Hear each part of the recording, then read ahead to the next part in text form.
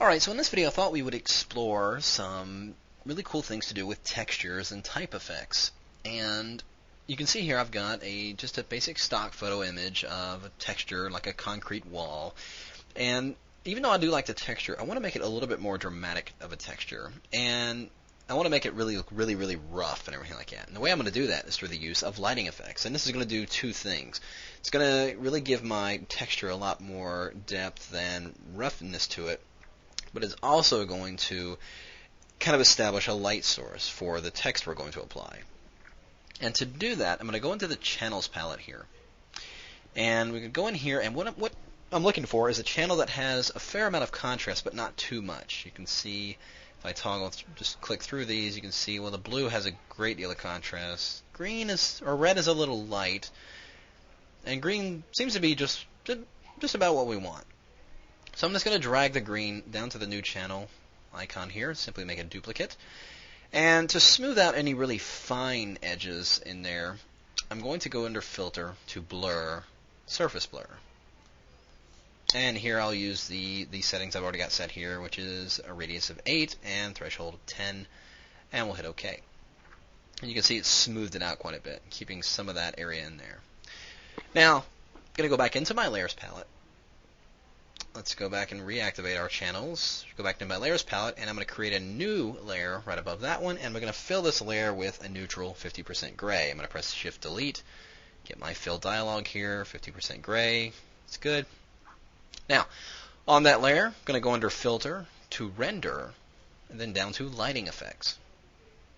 And here we will get this giant dialog here. And my light source is pretty much positioned exactly where I want it. If it wasn't, I could simply grab these handles and turn them any way, but I do want that light source coming straight up from the top. And if I push those handles out a little bit, it gets a little brighter over there.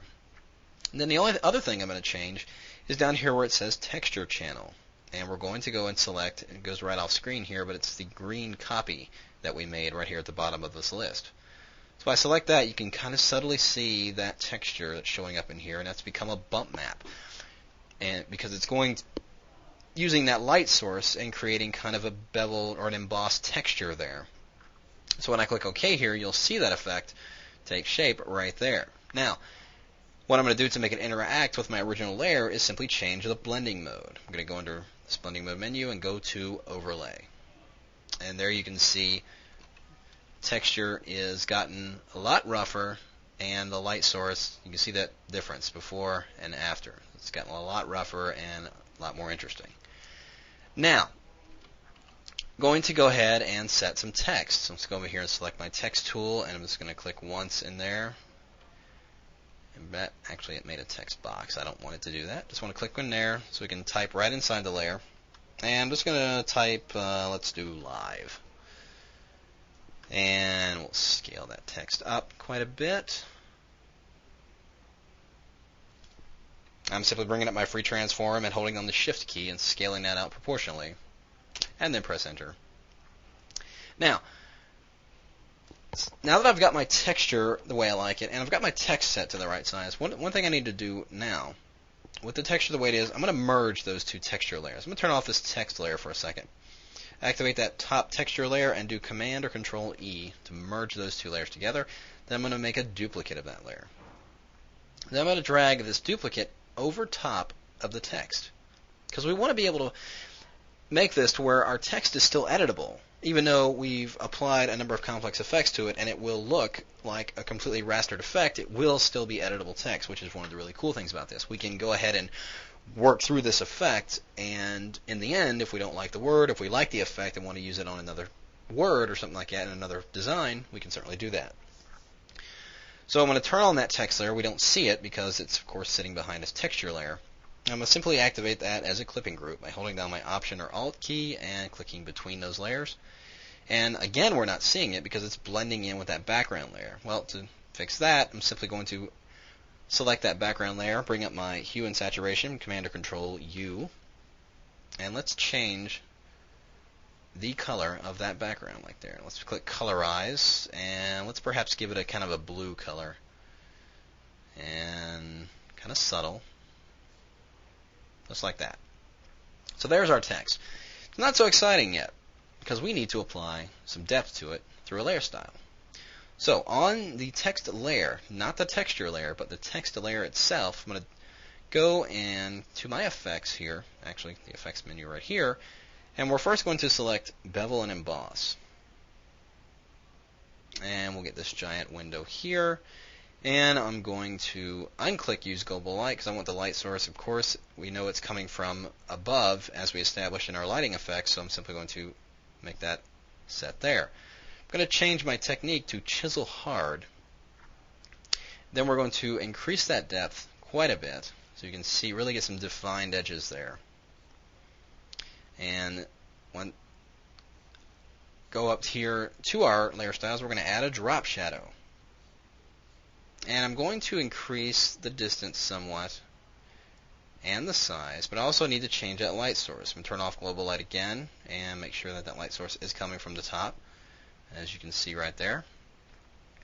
Now, we've got kind of a subtle shadow being cast because the text is pretty much right at, close to the wall here.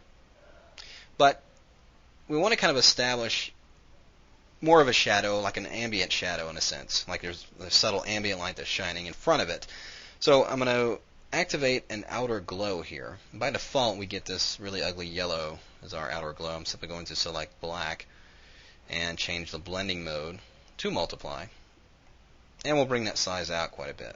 And that will, let's drop that opacity just a tiny bit there, and that will establish, really kind of separate it from the wall that much more. So with that done, I'm going to go ahead and hit OK. I'm going to do one more thing. I'm going to command click on the text and load it as a selection. Then I'm going to command click on the new layer icon to create a new layer right beneath the text. I'm going to fill that selection with black, and since black is my foreground color, it's going to press Option Delete and then deselect, Command and Control D.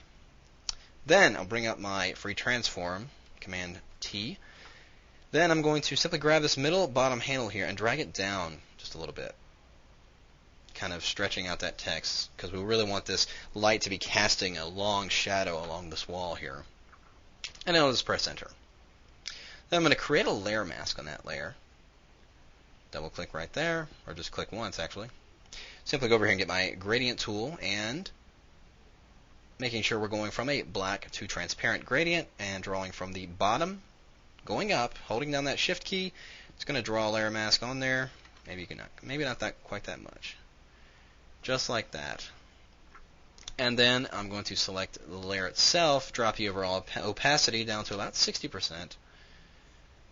And there you pretty much have it. We've taken one textured file, that one background texture, applied some text, and through the use of some clipping groups and some layer styles, given it some real depth and dimension right here in this layout.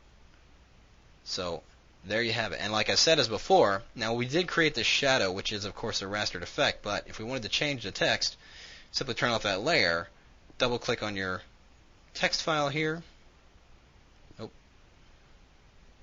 and simply change the text. Let's go with rock. And you can see that all those effects are re-rendering right on the fly, and it looks really good. So there you go, text effects with textures.